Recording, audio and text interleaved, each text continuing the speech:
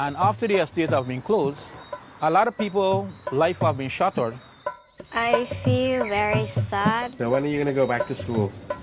I don't know when. It's rough, I tell you, it's rough, it's hard and it's hard. This was one big family, but now there is no family.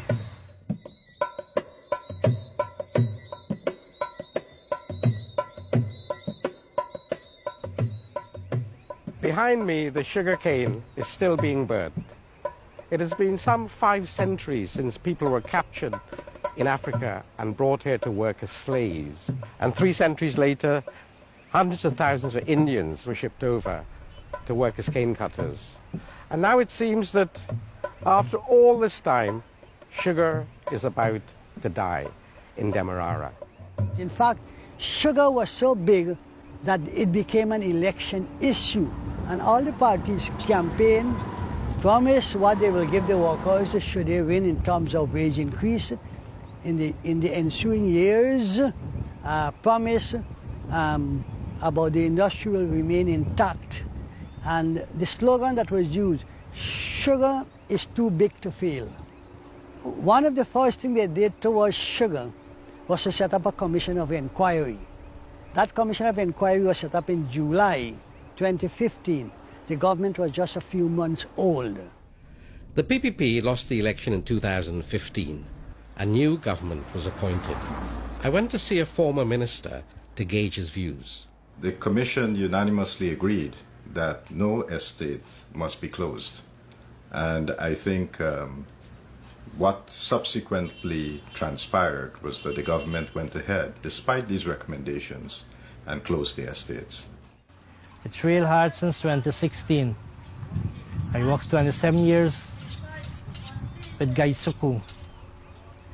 And the day that I hear that the last day for cane harvesting, I could hold my head on hollow when I threw the last bundle. There are approximately 7,000 workers who had been thrown out of their job. Wales Estate, Enmore Estate, and in Berbice, 2 other estates, Keldon and another one, Rosal Estate, 7,000 workers. GAU believed that we can keep the sugar estates viable, and therefore we should keep the estates going. But the government disagreed. They felt the need to close down sugar estates like Wales. Guy Suku, the main sugar company here, employs approximately 21,000 people. And when you think about their families, that would be probably about 60,000 to 70,000 people are indirectly affected by sugar. In fact, the sugar estates would have established what they call a dispensary. And so they'll have a doctor or a dispenser come there to help people with whatever ailments they have.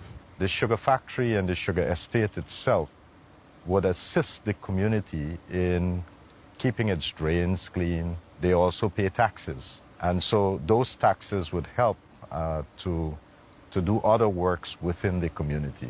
The contribution that sugar would have made is not just what we exported, but it also had another dimension. So this really meant a lot to people living in these communities. My father's family worked for generations in Wales Estate. Many of them were born in the estate, they married in the estate, they reared children in the estate, they died in Wales Estate, and they were buried in the local cemetery. And I've come back to find out why the estate was closed and what will happen to the workers. Do they have a future? My name is Gordon Thomas. I'm former sugar workers of Wales Estate, and now I'm an executive member of GAU. Yeah, the government makes so many promises and they are not fulfilling the promise. They said when Wales closed, so many things they would do for the people there, that they will have a livelihood, that Wales will be a launching project for them of having dairy and so many things. They promise rice and all these things. The only thing that they do, they plant a couple of acres of rice and about a couple of acres of rice, and you even getting the amount that you expected, and only about 10 to 12 body employed here. So what they are saying there is not factual. Here's a ghost town actually. Not actually, here's a ghost town. I'm Gail Garnett. I'm living in Potential Housing Scheme. My husband's name is Donald Garnett, and he's a cane cutter. When the estate works, you know you got the income, whether monthly, fortnightly, weekly, and everybody get a job, including the children them that come out to school. Even that they didn't get a result from the CXC, they were able to go to the field lab and work. So everybody get a piece of the pie. But since the estate finished, we ain't getting nothing. My name is Michael Chotu. I'm on the West Bank of Demerara, living in Friesland. I started working the estate in 1991. I used to earn like 20,000. Now I'm earning like 7,000 because you ain't getting the work and you can't work 7 days a week. Since I have no money, people gonna take advantage on my girl, children them. And the advantage, what I feel they will take, man will have sex with them and give them a little money just to comfort them in certain ways. It's either food or a little clothing or something. I don't want that to happen. I don't want that to happen. I want them to, grow up, get adult, and marry, and get the future what they want to have. You can't afford to buy chicken, neither beef or whatsoever. A majority of the time it's fish and water with a little salt, some edible leaf inside. Make a broth and there's it. To me, I just get a call, like if somebody wants some puri, I would make it. If somebody wants, I'm going to cook for them, I would do it. I don't necessarily charge them, but they say what I could afford because I know what's going on. But if they ain't got the money, I can't kill them. The kids them can't go with the amount of money to school because if you notice, if somebody in a more higher position could give them kids $100 to go to school every day and they could buy lunch and eat and drink, you can't afford $100. You could only afford 25 cents. I got a 25-year-old now. If I had like 4 children below 20, it would have tough. You got to pay lesson fees. You got to pay assignment. And sometimes the assignments just be very expensive. Then if the children are traveling, you got to find traveling money. Now, if you contract a car or a bus of $5,000 per month, and it's 4 of them, it's $20,000. Then if you got to get the assignment people within certain times, and you get money in time, you got problem. So this why it would have been so hard for me. And I know it's hard for other parents. Since the estate closed down, and the money job, I ain't earning the amount of money was supposed to earn in. I ain't getting job, and it is almost stress because right now one of my son is home, absent from school because of finance. I can't afford to send all of them to school one time. 2 months ago, I was hospitalized by 2 heart attacks. I barely make it, thank God, for recover. And when I come out back, my kids them sit down and look at me. There was nothing to eat. They have water from the well. It's not filtered water. They had to drink. Because there's no money to buy filtered water. So I have to take some medication and go down with my friends them who able to back me for do a little task work for just get a little money. I would walk for 4 hours every day in the water, clean the silence, trench them, weed them and clean them for water get for run out from the land. Nobody ain't give me nothing. The government right now owe me a severance pay. Since 2016, my job come redundant. I ain't get a cent yet from the government. There were about 350 of them who were cane cutters, who used the knives to cut the cane, fetch the cane on their shoulder or on their head to the metal barges in the canals. They have not been paid their severance pay until now. The matter is now before the court. If they give me land, how a person could go do a piece of farming without no money. And money got for buy seed, money got for buy chemical, money got for buy spray can, everything is, you can't do no farming without no money. You can't mine cattle without no money. It's everything about money. Money, everything about money. Honestly, I'm telling you right now how I'm feeling like suicide. In late December 2018, the government lost a vote of no confidence. One of their own MPs voted against them, largely because of their treatment of the sugar workers. What the government did by closing down these estates, they have literally dismissed more than 7,000 workers. And so the implications was very dire on the family and the communities.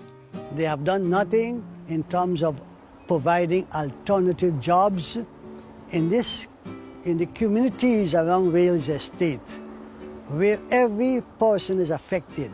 They were connected to the estate through the wages and all the activities that are conducted by the estate, the sale of molasses and what have you. My favorite subject is math, and I love to go to school every day, but the passage was too much, and I tell my mom I want to stop because she couldn't afford it. I see the way she couldn't afford it, so I stopped. My name is Divina Bodwa, and I'm 13 years old, and I'm from Bridgeland. I used to attend in the secondary school, and I really want to go back to school, but the sugar plantation is closed down. And I'm living in a distance from the school, and you have to pay a lot of passage. And my mother only sell ice a day, and she's only makes $300, and that's just my brother passage alone. The people who used to work in the estate in our village used to assist us, but now they have to do schools, and we don't have no one help. Besides my big sister and my brother. Yeah, well, basically, my sister does mind us, but never mind she could mind us, but she can't afford to send us to school. She's buy the groceries, she's buy us things, and so we can't depend on her to do everything for us. And when my brother does go to sea and come back, he does send a race for us too. When I was school, I didn't always want to become a nurse, and then my future was to become I get 3 beautiful girl child, and they will be well educated. That's my future. The estate is closed now, so my dream is fall apart. I just sit, do nothing. All day just lie down, get up, walk, do this, do that. Sometimes pick up books and read, and just stay till night reach.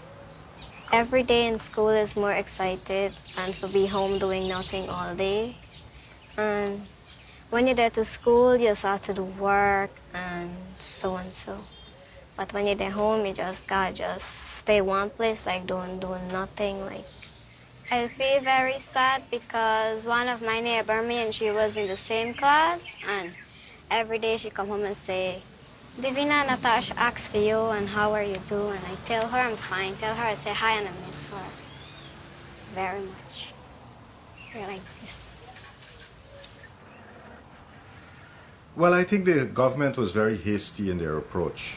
The whole approach to sugar has some kind of political motive behind it. They express thoughts that the sugar industry is one that is predominantly supported by PPP members or supporters. And therefore, if you disband the sugar estates, then it would have a political impact on the support of the PPP. But definitely the action was not thought out, because what you have done, you closed the estate without thinking about the impact this would have on the workers themselves and their families. Fighting for the sugar workers, they are saying that I shouldn't do that, because the other day we was at the parliament there, where we was protesting for the sugar workers since 2016 you closed down, for them to have their severance. And there are a lot of people that were saying, I'm a black dog, why are you standing up with these people? Well, yes, I get cussed for that I'm representing Coolie people, I all for Indian people. But I'm for everybody. I am not for one race of people. I'm for everybody because there are a lot of black people out here who still have to get a severance, who are entitled for the severance. So it's affecting everybody. It's not only Indian people it's affecting black, Indian, and also some Amerindian brothers and sisters. And if people they have their severance, we wouldn't have been here. I always want to stand with my people then because I know the suffering that they are going through. And I will continue to be there with them. Cause it what it will, I will stand up for them. It's real hardship for ordinary people.